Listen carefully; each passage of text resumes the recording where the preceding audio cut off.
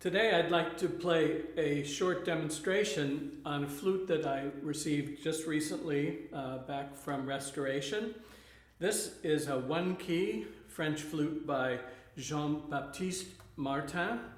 There's a very famous flute company of Martin Frère, and he was one of the people who formed that company, but this was made before that company was around.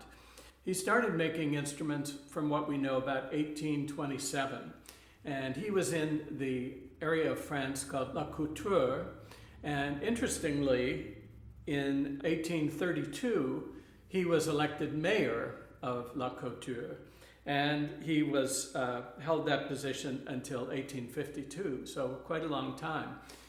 One thing that is very interesting about that town or vicinity is that many flute makers were working in that town, and many French flutes come from that area.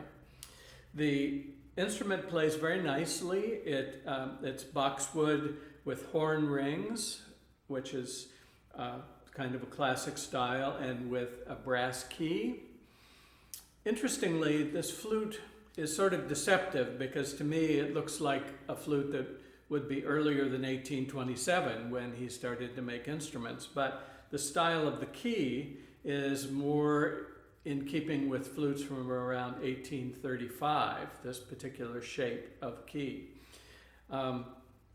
Also interesting, and something that would make me think this flute was earlier, is the fact that the highest pitch this flute will play at is 435. So it goes from about 425 to 435. So 430 is really perfect on this flute, or even slightly lower than 430.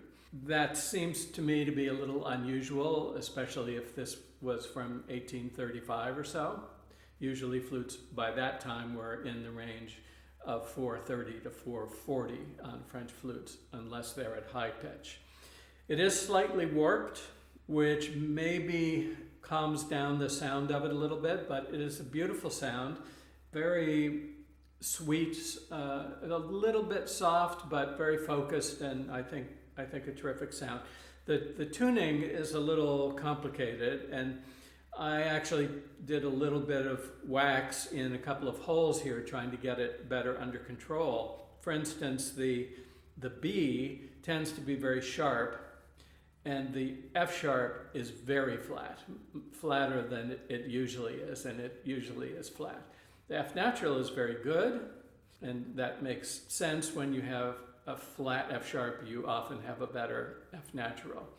But the notes as you get up higher tend to be sharper until you get to the high G, which is right in tune. So you can't really adjust the cork to get the third octave in the right tuning. You just have to play it as carefully as possible to try to keep the tuning.